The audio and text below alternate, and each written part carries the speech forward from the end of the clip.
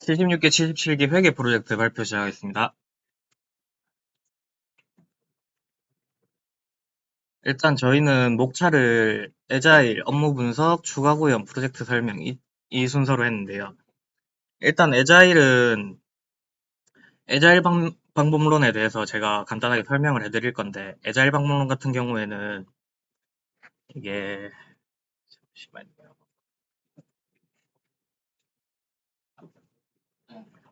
원래 애자일 방법론이라는 것 자체가 그 프로젝트에 대해서 기간을 잡아놓고 그 기간에 맞춰서 2주 단위로 스프린트를 짜고 그 스프린트를 짠 걸 가지고 이제 컨플루언스라든가 뭐 기타 회의록 등을 작성하면서 작업을 진행하는 방법을 말합니다.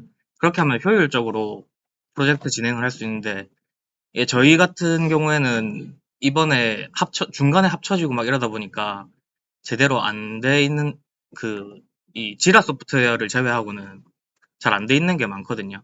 그래서 제가 저번에 이거 했던 건데, 어떻게 돼 있냐면 원래 이렇게 처음부터 끝까지 기간 동안에 모든 스프린트가 다 만들어지고 스프린트가 있고 릴리즈가 있고 또 그에 따라서 이렇게 문서 작업도 다 진행하고 회의록도 다 쓰고 회의록도 보면은 다 합치면은 얼추 막 한 80개, 90개 될 거거든요.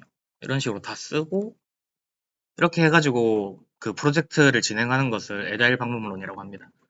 애자일 방법론을 진행하면서 그 버전 관리나 이 그 프로젝트 이제 공유 합치는 거 이제 풀푸시 뭐지 이런 것들은 빗버킷을 이용해서 하는데요. 이 빗버킷을 이용할 때는 브랜치 전략을 사용했거든요. 이 브랜치 전략이 뭔지는 제가 또 간단하게 설명을 한번 해드리겠습니다.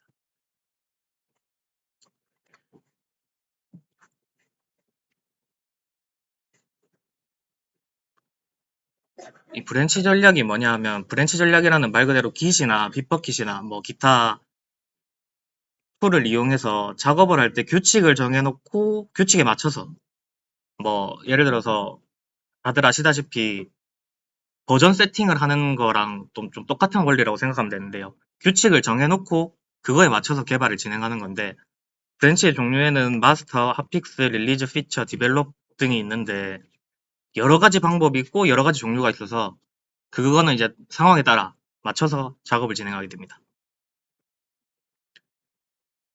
이제 메인 또는 마스터는 제품의 안정성이나 뭐 프로덕션에서 배포될 수 있는 릴리즈 될 수 있는 안정적인 코드 버전, 그러니까 최종적으로 배포가 되고 사용이 되는 그런 버전을 관리하는 데 쓰는 거고, 이 안정화된 코드를 유지한 거기 때문에 여기서 발생하는 특정한 뭐 수정상 버그가 생기면 그걸 수정해야 되고 뭐 추가로 개발이 필요하고 이런 부분에 대해서 이제 만들어내는 게 디벨롭이랑 핫픽스인데, 핫픽스는 뭐 게임을 안 하시더라도 뭐 들어는 보셨을 거라고 생각해가지고 보통 게임하는 사람들은 다 알거든요. 핫픽스가 막 갑자기 공지가 떠요. 이제 그거는 갑자기 버그 수정이나 패치해야 되면은 이제 하는 건데, 그런 것 핫픽스도 작업 끝내면은 이제 브랜치나 아니 그 디벨롭이나 메인 브랜치에 병합을 시켜주는 거고, 이제 저희 지금 프로젝트 하는 것처럼 뭐 새로운 개발, 뭐 유지 보수를 해야 되는데 수정을 해야 되고 개선을 해야 되고 개발을 해야 된다. 그러면 이제 디벨롭을 쓰는데, 디벨롭 브랜치를 사용하면서 디벨롭 브랜치는 말 그대로 그 하나의 프로젝트를 다시 새롭게 만들어서 떼오는 거거든요. 그걸 떼오면은 개별적으로 분배하는 게 이 피처. 피처는 이제 제가 개별적으로 한다고 했는데, 개별적으로 생성된 거를 내가 작업을 다 끝내고 PM 또는 PL 아니면 팀장님한테 작업이 다 끝났습니다 하면은 이 개발하고 있는 디벨롭에 다시 머지가 되면서 병합이 됩니다. 그렇게 작업이 끝나면은 이제 이 릴리즈 브랜치에서 배포 검증을 하면서 뭐 오류가 없는지, 수정할 게 더 없는지, 테스트는 문제가 없는지 이런 걸 진행을 하고, 모든 게 다 끝나면 이 메인 브랜치에서 완전한 배포를 하고 프로그램을 사용을 하게 됩니다.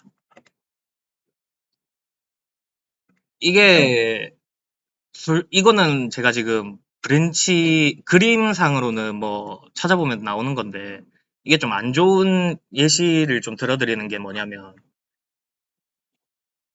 이게 무분별한 푸시를 했을 때거든요. 이게 자기가 작업을 다 끝내고 푸시를 한 게 아니라 여러 명이 작업을 하면서 계속 푸시를 하면 막 이런 식으로 약간 막 그림이 좀 꼬이는 느낌으로 보여요. 색깔도 막 이상해 보이고. 근데 이거를 이제 본인이 작업을 하나를 끝내고 두 개의 브랜치를 만든 다음 하나를 끝내고 머지를 완료시키고 또 하나를 끝내고 머지를 완료시키고 이렇게 하면은 깔끔한 브랜치가 나오거든요. 이 부분에 대해서는 여기 보면은 이제 제가 두 개 다 테스트를 했는데 이런 식으로 막 줄이 막 3개, 4개 생기고 막 이렇게 이 좀, 이 왜 이렇게 돼 있지? 이런 느낌으로 만들어지다가 이제 깔끔하게 작업을 끝내면은 이런 부분처럼 그냥 한 두 줄? 이렇게 한 줄에다가 거기에 추가로 한 줄. 이 부분 같은 경우에는 저희가 여기 한 번 더 작업하던 걸 추가로 머지하고 머지한 거라서 이렇게 작업이 돼 있는데 어쨌든 막 5개, 6개 줄이 생기는 것보다는 훨씬 깔끔하게 작업이 가능합니다. 그리고 이 브랜치와 지라 그 통틀어서 에자일을 사용하면 좋은 점은 이 에자일을 사용하면 브랜치에 푸시를 할 수 있거든요. 작업을 다 하고 푸시를 하면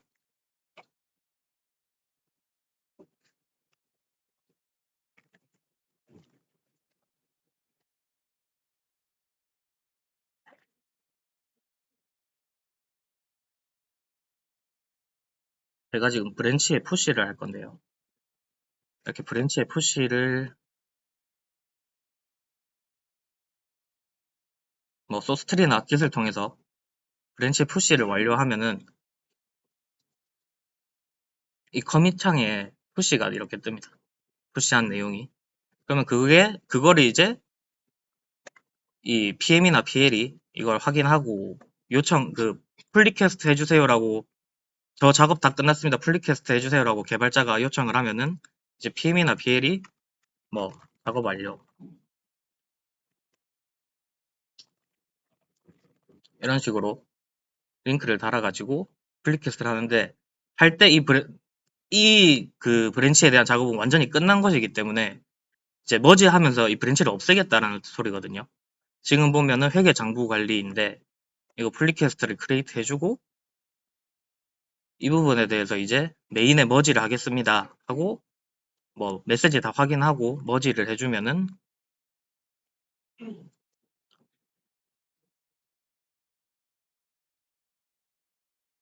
이렇게 머지가 완료가 돼요. 그러고 나면은 브랜치 자체가 이렇게 사라집니다. 아까 있던 브랜치가 아예 완전히 사라지거든요. 이렇게 사라지면서 여기 커밋이 되고 그러면 작업이 다 끝난 거를 확인할 수 있습니다. 그리고 원장님이 저희한테 이제 에자일을 공부하라고 하시면서 이 지라 소프트웨어 툴을 알려주시는데 저는 이게 장점도 있다고 생각하거든요. 이게 보면은 이 코드 커밋 한 거에서 이 변경한 코드들도 다 확인을 할 수가 있고 이 지라 소프트웨어 쓰는 지라 이슈도 이렇게 다 확인을 할 수가 있어요. 그리고 그 여기에 저희가 컴플런스 작업을 안 해서 그런 건데 여기 밑에 보면 컴플런스 작업한 것도 밑에 다 연결이 돼서 뜨거든요. 그리고 뭐 여기서 작업 완료 이런 식으로 하면은 이런 식으로 저장을 하면은 여기서 저장이 된 게 이 지라 소프트웨어 여기서도 확인이 가능합니다.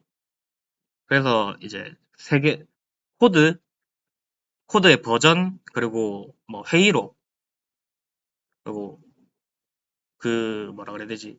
이 문서 작업 이 모든 것을 이 한 페이지에서 다 할 수 있는 그런 좋은 방법이라고 생각을 합니다.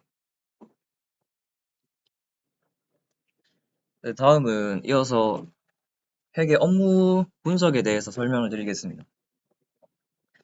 처음으로 이제 회계란 거래를 인식, 기록, 정리, 보고, 분석 및 해석하는 일련의 과정을 말합니다. 간단하게 말하면 회사 주주나 임원들에게 보여줄 자료를 만들기 위해서 회사와 관련된 다양한 숫자를 잘 정리하는 것으로 이해하면 쉽습니다. 네, 회계 업무의 끝이 바로 결산입니다. 대한민국에서는 1월 1일부터 12월 31일까지 1년 동안의 모든 수입과 지출을 계산해서 서류를 작성하고 장부를 마감하는 작업을 결산이라고 합니다. 끝이 있으면 이제 시작도 있기 마련인데 회계 업무는 거래가 발생하면서 시작하게 됩니다. 거래가 발생하면 그 거래를 유형별로 거래 내용, 일자 등을 기록 관리하기 위해서 전표를 작성해야 합니다. 이때 그 거래에 대한 계정 과목과 거래처, 금액 등을 기재하는 분계 절차를 거쳐 작성하게 됩니다. 처음 보는 단어가 아마 계정 과목이랑 이 분계라고 생각이 드는데 하나씩 설명드리겠습니다. 계정 과목은 회사의 지갑에 들어오고 나가는 세부 항목들의 이름입니다. 예를 들면 이제 가장 기본적인 현금, 정기적으로 드는 예금 적금, 제조업체라면 제품 매출, 직원이 있으면 임금, 뭐 이런 다양한 계정 과목이 있습니다. 다음으로 분계란 발생하는 거래를 차변과 대변으로 분류하여 계정 과목과 금액을 기입하는 과정입니다. 이런 방식을 이제 이중 기록 형식을 복식북이라고 부릅니다. 이런 차변과 대변에 대해서 알려면 이제 재무상태표, 손익계산서, 현금 흐름표 이 세 재무제표를 통해서 하나의 공식을 도출해내야 합니다. 그 결과를 위해 먼저 재무상태표부터 설명드리겠습니다. 이제 재무상태표는 스냅 사진입니다. 그 순간의 상황을 찍어 놓아서 시작과 끝이 정해져 있지 않습니다. 하지만 이제 시작과 끝이 없어도 항상 성립해야 하는 첫 번째 공식이 바로 이 자산은 부채 더하기 자본입니다. 빚도 재산이라는 말을 들어보셨을 텐데요. 네, 빌릴 수 있는 것도 능력입니다. 자산은 이제 쓸 수 있는 유형의 사물을 말하고 뭐 현금과 등가 교환이 되는 빚품 이런 것도 다 자산입니다. 부채는 이제 소유권이 남에게 있는 사물이고 자본은 소유권이 나에게 있는 사물입니다. 이런 사물과 사람을 연결하는 것이 재무상태표의 목적입니다. 그리고 이 첫 번째 공식은 언제 어디서나 성립해야 합니다. 다음은 이제 손익계산서입니다. 손익계산서는 운영보고서, 이익 및 손실 보고서라고도 하는데요. 이 손익계산서는 시작과 끝이 있는 영화에 비유할 수 있습니다. 이 기간은 한 달이 될 수도, 한 분기가 될 수도 있습니다. 저희는 이 기간을 회계기간이라고 합니다. 예시로 설명을 드리면 이 손익계산서를 쓴 친구는 레모네이드 사업을 해서 매출액이 25달러, 매출 원가가 10달러, 그래서 매출 총이익이 15달러가 나왔습니다. 하지만 이 레모네이드를 판매하기 위해서 든 비용이 총 5달러, 그래서 총 순이익은 10달러입니다. 월요일 시작할 때 기초 재무상태표로 시작해서 일요일 마무리할 때 기말 재무상태표로 마무리합니다. 만약에 기말에 재고가 남았다면 다음 회계기간에 기초 재고로 추가합니다. 이 두 재무상태표를 연결하는 것이 손익계산서입니다. 하지만 이 손익계산서만으로는 갚은 빚과 이자를 표시하지 못하기 때문에 재무상태표가 하나 더 필요합니다. 그 마지막 퍼즐이 현금 흐름표입니다. 전 회계기간에서 발생한 이익 잉여금을 이번 달로 이월하고 직전 기간의 기말 재고자산을 이번 회계기간의 기초 재고자산으로 이월하면 새로운 회계기간에 들어갈 준비가 완료된 것입니다. 그리고 부채를 이렇게 표현해서 자산의 총계와 부채 및 자본의 총계의 합이 일치하는지 확인하고 이 세 재무제표를 합쳐서 마지막 공식인 자산은 부채 더하기 자본 더하기 수익 마이너스 비용을 도출해내게 됩니다. 이 공식의 위치를 조금 변경해보면 이런 식이 만들어지는데요. 이 식에서 좌변이 차변, 우변이 대변이 됩니다. 그래서 차변의 총합계와 대변의 총합계는 또 항상 일치해야 합니다. 그리고 이제 아래의 표에 해당하는 이런 변화가 생겼을 때 그 변화를 대차에 기입을 하면 됩니다.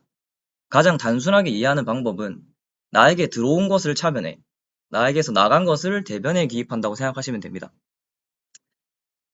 가장 일반적인 예시로 내가 돈이 3억이 있고 은행에서 2억을 대출받아서 5억짜리 집을 샀다면 5억짜리 집은 나한테 들어왔으니까 차변에, 대출금 2억과 현금 3억은 집을 산다고 나갔으니까 대변에 작성하게 됩니다. 다음은 이제 이런 일련의 과정들을 정리한 회계 업무의 전체적인 흐름입니다. 처음에 이제 거래가 발생하면 이에 대한 분계를 작성하게 됩니다. 그리고 그 산출물이 바로 전표입니다. 그리고 그 전표를 증빙과 승인을 거쳐 분계장을 작성합니다. 또한 전표를 일단위나 월단위로 모아 계정 과목별로 정리한 장부인 1월 계표를 작성합니다. 그리고 모든 계정에 대한 거래 내역을 작성하는 총 계정 원장, 그리고 계정별 원장, 현금 출납장 등의 보조 원장을 작성합니다. 이를 토대로 1년간의 자료들을 정리하여 재무상태표, 합계잔액 시산표, 손익계산서, 현금 흐름표, 원가 명세서 등을 작성하여 최종적으로 이 재무제표를 작성하는 것이 회계 업무의 큰 흐름입니다. 다음으로 이제 추가 구현사항, 변경사항과 관련된 프로젝트에 적용된 모습을 보여드리겠습니다. 그게 아웃코드와 인코드로 나눠서 보시면 아웃코드로는 스프링부트 3버전 마이그레이션, 스프링 시큐리티 오스2 적용, 유스케이스 18개 추가, 데이터 모델링 설계로 테이블 15개, 프로시저 3개를 추가하였습니다. 그리고 2023년 1년간의 모든 데이터와 단어 사전을 최신화했습니다. 인코드 상으로는 총 4개의 메인 페이지와 17개의 상세 페이지를 추가했습니다. 이제 하나씩 살펴보시겠습니다. 첫 번째 추가 구현사항으로 스프링부트 버전을 2.5에서 3버전으로 마이그레이션을 진행했습니다. 이제 스프링부트 이니셜라이저를 통해서는 2버전을 생성할 수 없기 때문에 3버전으로 올리는 작업이 필요하다 생각했습니다. 2버전과 3버전의 가장 큰 차이는 최소 요구사항이 자바 JDK 11에서 17 이상으로 변경되었고 그레이드 4.1 이상에서 7.5 버전 이상으로 변경되었습니다. 또한 JSP, 서블릿, JDBC 등을 제공하는 이 자바 E 플랫폼이 자카르타 E로 변경되었습니다. 코드상에서 변화 중 하나만 말씀드리면 API 패키지명이 자바X에서 자카르타로 변경된 것을 보실 수 있습니다. 또한 스웨거를 제공하던 스프링 폭스가 2018년을 기준으로 업데이트가 중단돼서 3버전에서 사용할 수 없다가 스프링 독이 출시되면서 3버전에서도 스웨거를 사용할 수 있게 되었습니다. 다음은 스프링 시큐리티 오스2입니다. 스프링 시큐리티란 간단하게 설명하면 우리가 어떤 사이트에 로그인을 하려면 아이디 패스워드를 통해 본인을 인증해야 하고 사이트는 그 패스워드와 아이디와 패스워드를 통해 인가를 결정합니다. 그리고 회원이 아니라면 회원가입부터 선행돼야겠죠. 하지만 스프링 시큐리티를 이용하면 네이버, 카카오 같은 사이트에 인증, 인가 절차를 위임해서 해당 회원이면 사이트 로그인을 가능하게 해줍니다. 사실 결론부터 말씀을 드리면 이 부분은 저희가 완벽하게 구현해내지는 못했습니다. 제가 게시판에서 하던 것과는 달리 실제 서비스에서는 프론트에서는 인증을, 백에서는 인가를 담당하는 식으로 역할을 분리해야 하는데 넉스트에서 제공하는 유스어스라는 라이브러리가 자체적으로 인증과 인가를 모두 처리해버려서 현재 로그인 페이지에서 인증 요청을 할 수 있지만 인증 후 인가 권한을 백단으로 보낼 때 로컬호스트 포트 번호를 바꿔서 리다이렉트로 쏴주는 방법을 저희가 찾지를 못했습니다. 네, 확인을 해보시면은 이게 저희 이제 구동 프로젝트인데 네이버로 어카운팅 뷰 어플리케이션을 생성해 놨기 때문에 여기서 저희가 로그인을 할 수가 있습니다. 어이구, 이게 아니고.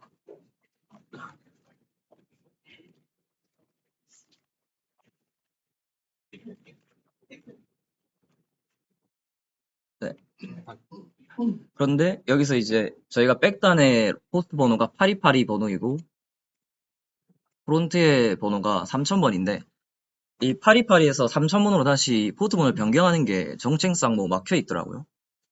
그래서 분명히 해결할 수 있는 방법이 있는데 저희가 시간 관계상 찾지 못했습니다. 뒷기수 분들이 꼭 해내 주실 거라 믿습니다. 어디를 다음 프로젝트 해야 돼. 아, 맞, 그것도 당연하시고. 이게 왜 쇼까지?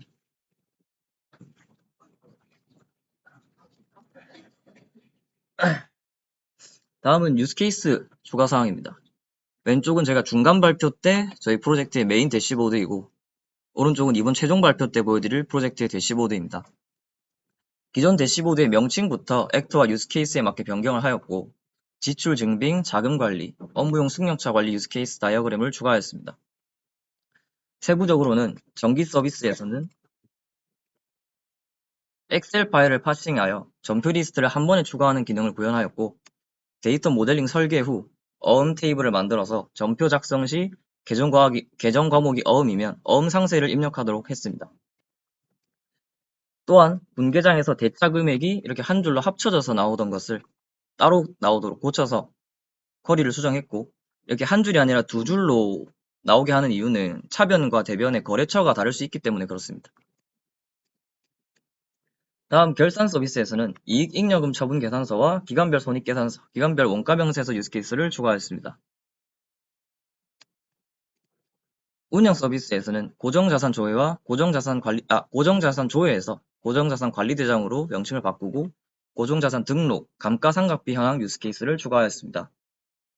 이도 마찬가지로 데이터 모델링 설계를 거쳐 고정자산 테이블을 추가하고 계정 과목과 자산 테이블에 연동해 놓았습니다.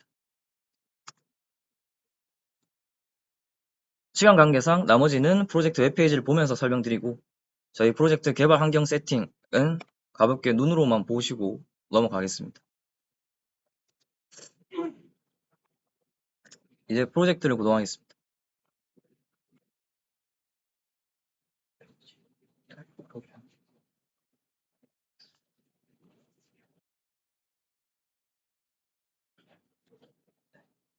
처음에 이제 거래를 발생시켜 보겠습니다. 저희는 회계부 국민회력 테스트하겠습니다.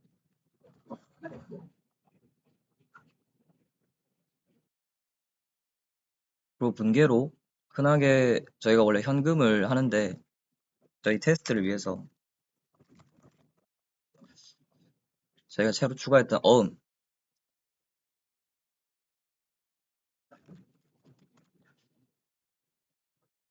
은행에서 받도록 하겠습니다.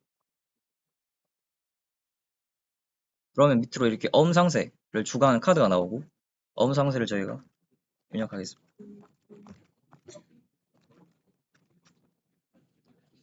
어음 번호는 총 20자리고 이것은 이제 고정되어 있는 것입니다. 발행 일자, 어째 일자,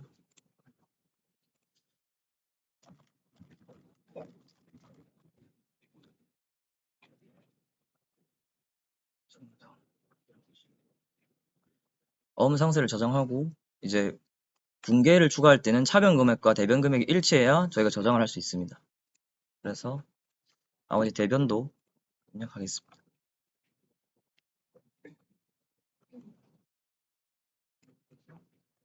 그리고 대변 분계에 대한 분계 상세도 추가하겠습니다.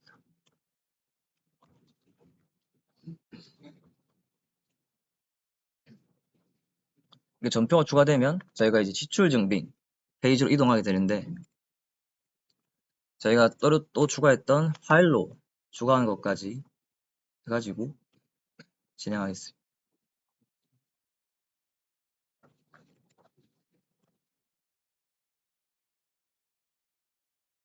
제가 미리 엑셀을 만들어 놨고 이것을 저장하게 되면 아까 만들었던 테스트와 이 제가 엑셀에 넣어놓은 회식비 이 두 전표까지 같이 추가된 것을 확인하실 수 있습니다. 그리고 이것은 저희가 증빙 내역을 여기 등록을 하고 이제 증빙 완료를 누를 수가 있는데요. 처음에는 이렇게 증빙 파일이 없는데 증빙을 등록해 보겠습니다.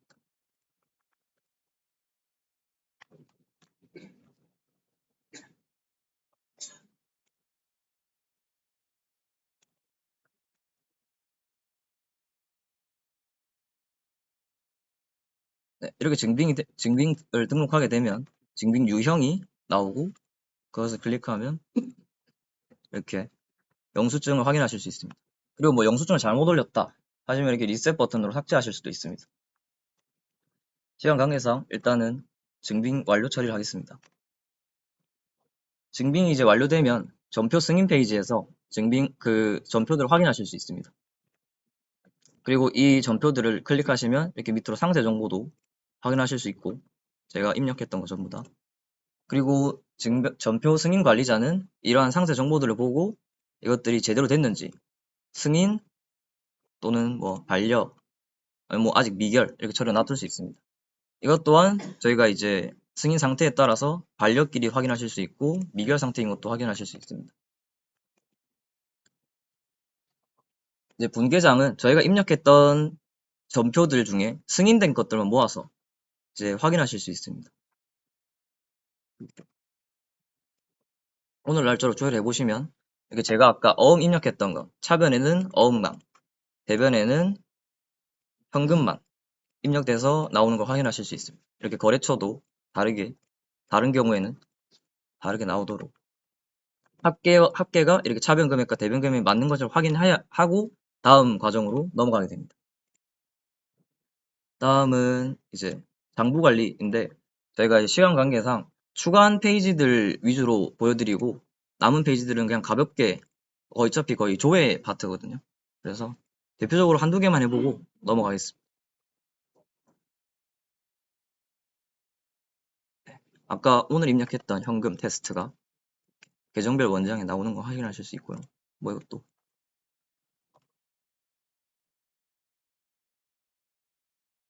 받을 어음이면 어음이 이렇게 입력했던 게 나옵니다. 나머지도 이거 뭐 전체 계정으로 나오는 거고 뭐 그래서 넘어가겠습니다. 그리고 결산 재무제표 관리도 이제 저희가 기수 연도를 입력해서 결산 전 조회를 먼저 한 후에 결산을 하고 그리고 뭐 결산이 뭔가 잘못됐다 하면 이제 결산 취소를 입력해서 다시 한번 계산하게 됩니다. 이것은 이제 프로시저로 구현되어 있기 때문에 조회 정도로 구현되어 있습니다. 재무상태표도 마찬가지로 기수 연도를 입력하고 결산을 하게 되면 이렇게 계산된 값을 확인하실 수 있습니다.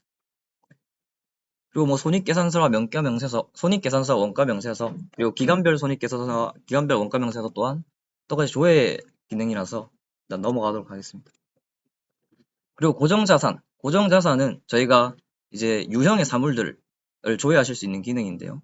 뭐 설비 장비에는 저희 회사에서 현재 뭐 비트코인 채굴기, 건설용 장비, 그리고 뭐 건물, 뭐 이렇게 갖고 있는데 이것에 대해서 밑으로 이제 수정도 하실 수 있고 뭔가 새로운 고정자산이 생겼다 하면 여기에 소프트웨어, 자산명, 웹페이지 이런 식으로 해서 추가하실 수도 있습니다. 그리고 감가상각비 현황, 저희가 고정자산을 등록할 때 감가상각비에 대한 정보도 입력하게 됩니다.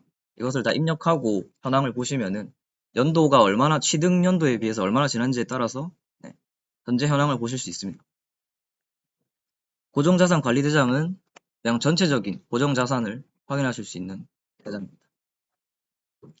그리고 이번에 저희가 또 새로 추가한 자금관리. 자금관리는 크게 일자별 자금 계획을 입력하는 페이지와 달력 페이지, 그리고 명세서, 자금 분계, 현황으로 확인하실 수 있습니다. 먼저 정식 명칭이 카렌다더라고요. 그래서 카렌다로 만들었고 확인하시면 뭐 12월 달 지출 예정 계획이 이런 식으로 적혀 있고 그리고 이번에 1월 달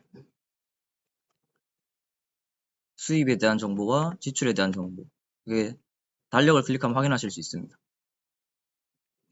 없는 날에는 또 이렇게 없게 나오고. 그럼 계획을 한번 추가해 보겠습니다. 오늘 날짜로.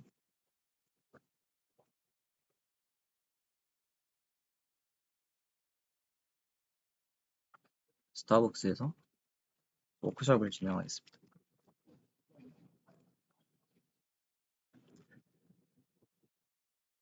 여기 20만원. 그럼 여기서 아까 달력 말고 상대적으로 기간에 따라서 확인하실 수 있습니다. 그리고 뭐 수정도 가능하시고요. 삭제도 가능합니다. 다음은 이제 어음 명세서입니다. 저희가 어음 상세를 입력하게 되면은 그 어음에 대한 명세서를 이렇게 확인하실 수 있는데 확장행으로 이렇게 전표와 분계와 다 연동해서 확인하실 수 있습니다. 지급 어음 명세서도 마찬가지고 만약 어음 만기일이 한 달 이내면 이렇게 경고창도 띄우게 해놨습니다. 다음은 1일 자금 붕괴 현황입니다. 1일 자금 붕괴 현황은 먼저 1일 거래 증감 현황부터 확인하겠습니다. 전일 잔액과 당일 잔액 이렇게 크게 증감을 전부 표현하는 표입니다. 제가 데이터로는 31일 걸로 보면 31일에는 현금성 자산과 금융상품, 자금의 합계로 2억 2,100만 원이 전일에서 이월되었고 당일에 1억 6,400이 나왔습니다. 이걸 1월 1일에서 확인해 보시면 전일에 있던 1억 6,400이 다음날로 이월된 걸 확인하실 수 있습니다. 입출금 예정액 또한 이날에 대한 입출금 예정액이 다 확인하실 수 있습니다. 예적금 현황은 이제 저희가 은행에 맡기는 이런 예금이나 적금들 이런 것들을 확인하실 수 있습니다. 자금 현황은 또 총괄 거래 현황과 어음 현황으로 나뉘는데 총괄 거래 현황도 여기 보실 수 있고요. 어음 현황도 확인하실 수 있습니다. 데이터가 없는 날 입력하면 그냥 전일에 있던 어음의 잔액들이 계속 이월됩니다. 이건 제가 오늘 추가한 거고요. 예산 관리는 그냥 신청하고 조회하는 기능이라 넘어가고 새로 추가한 업무 승용차 등록하는 거 보여드리겠습니다. 저희가 저희 회사에서 등록되어 있는 차량들을 이렇게 조회하시거나 수정하실 수 있고 따로 뭐 추가하실 수 있습니다.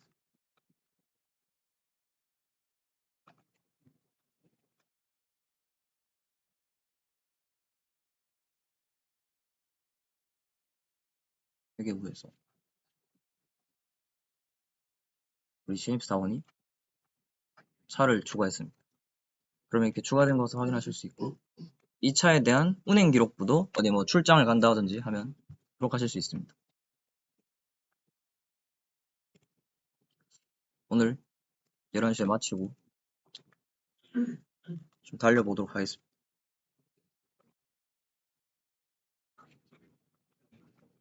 그럼 이제 업무용 사용거리와 비업무용 사용거리 나눠서 입력하시고 여기에는 비고를 작성하시면 되겠습니다.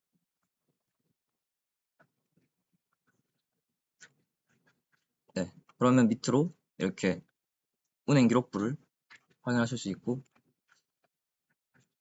차량을 삭제하시면 운행 기록을 포함한 모든 상세 데이터가 삭제됩니다. 그리고 기초 정보 관리는 그냥 저희 이제 계정 과목들을 조회해 보는 페이지이고 거래처 관리 또한 저희가 거래하는 거래처들 조회하는 페이지입니다. 이것도 뭐 추가, 수정, 삭제 뭐 다 가능합니다.